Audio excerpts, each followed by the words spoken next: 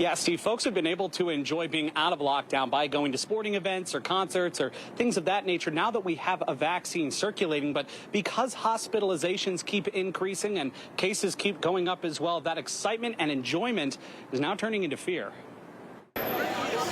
It's a typical game day at T-Mobile Park. The Mariners are taking on the Toronto Blue Jays to finish up a 3-game series. But amongst the crowd is concern from people like Andrew Butts. Probably going to have to close things down, I would imagine. Because he sees how the cases are trending, and he hears that hospitals are getting overrun by more patients with COVID-19, and he fears that large gatherings like a baseball game might be on hold once again. I mean, I definitely think it's possible. Despite gatherings like a sporting event or a music festival, health experts like former CDC Director Dr. Richard Besser tell ABC News that shutdowns like what we saw last year aren't likely. There has to be a full-on press to get people vaccinated who aren't vaccinated. That's what's going to do the most.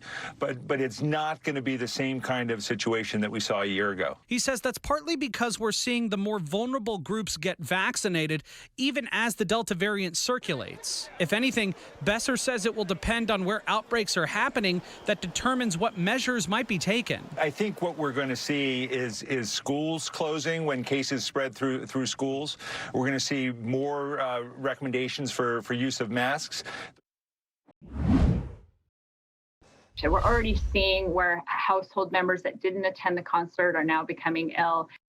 Dozens of cases of COVID-19 have now been linked to the Watershed Music Festival in central Washington, and those numbers are expected to grow. The outbreak is raising questions about large events in our state as the Delta variant is pushing some hospitals to full capacity. As KOMO's Joel Moreno reports, the state health secretary is now recommending people avoid large crowds. T-Mobile Park has been back to full capacity since early July, and the crowds have been back too, this time to see the Mariners take on the Blue Jays. But a recent COVID outbreak at the Gorge Amphitheatre has some fans realizing that seating limits or even shutdowns could return. I mean, I'd have to respect that. I mean, it is what it is. I did lose a family member because of COVID. There will be more games in the future, I'm sure. So while it would be disappointing, I'd be okay with it. A 3-day concert at the Gorge Amphitheatre is now tied to 160 new COVID-19 infections, although health officials say the festival's overnight aspects contributed to the spread. So people are camping out there. So when we talk about where does spread occur, a lot of times a whole camp area became infected. Cases have turned up in a dozen counties, and concertgoers are being urged to quarantine and get tested to keep the virus from spreading. We're open, but COVID is surging at this time. Current guidelines allow outdoor venues to operate at full capacity. Indoors, events bigger than 10,000 people are limited to 75% of venue capacity unless vaccination verification is occurring. Not everyone is ready to dial that back.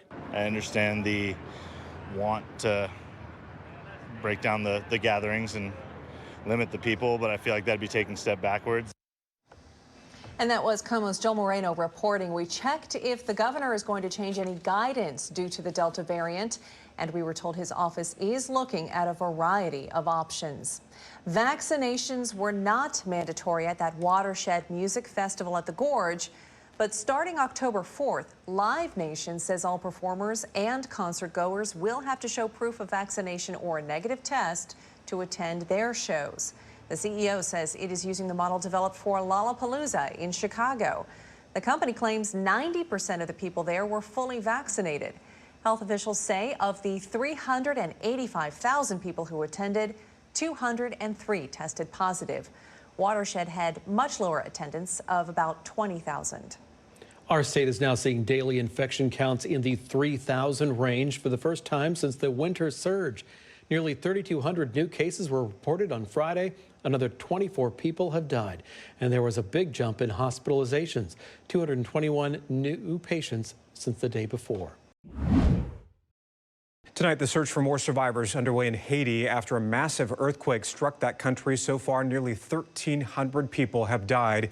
And as the country tries to recover tonight, one relief organization based right here in Seattle already has crews on the ground there to help. KOMO's Mo Hyder has more on those groups' efforts. Haiti is dealing with the aftermath of an earthquake, and the organization World Concern, which is headquartered right here in Seattle, has had a team there for years, and they're helping the country try to recover. A country facing another crisis after an earthquake strikes parts of Haiti. Images of buildings demolished and left in shambles. We really do grieve just the continued disaster events that hit this country. Unfortunately, their geography makes them very vulnerable to these types of disaster events. So he said there's people still in there. World Concern, based in Seattle, has had a team in Haiti for years. Back in 2010, they had crews on the ground when the country was also hit by a massive earthquake. The organization says the mission is clear. Right now, the emphasis really is on search and rescue, making sure that trained people can get in there and save people who are currently stuck in rubble. Help with food, water, and medical supplies is also needed.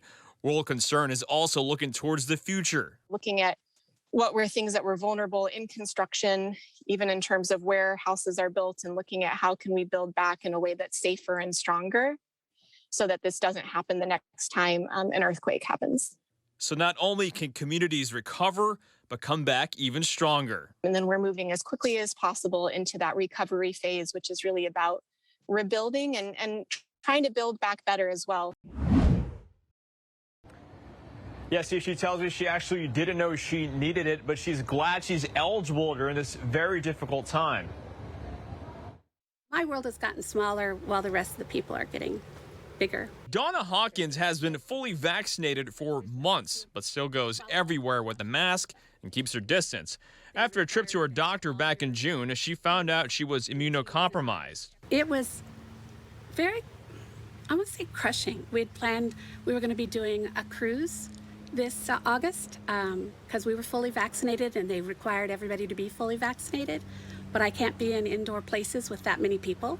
According to the Washington State Department of Health, people with moderately to severe compromised immune systems do not always build the same level of immunity compared to people who are not immunocompromised. The state's Secretary of Health, Dr. Amer Shaw, even says a third dose of Pfizer or Moderna will provide those who need it extra protection and help shield some of the most vulnerable from the highly contagious Delta variant, leaving Hawkins hopeful. It won't be the charm. It'll be it'll make it not quite so dire. I'll know I'll have hopefully have a little bit, that maybe I'll have that, yes, you're positive, you have antibodies, but we won't know how many.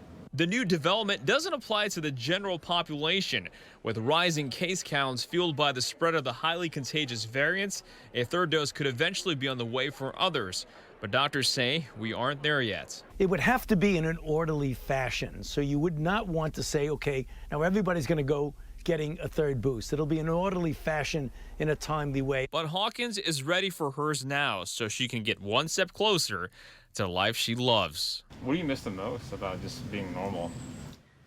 Traveling and going out to dinner. I hate to cook.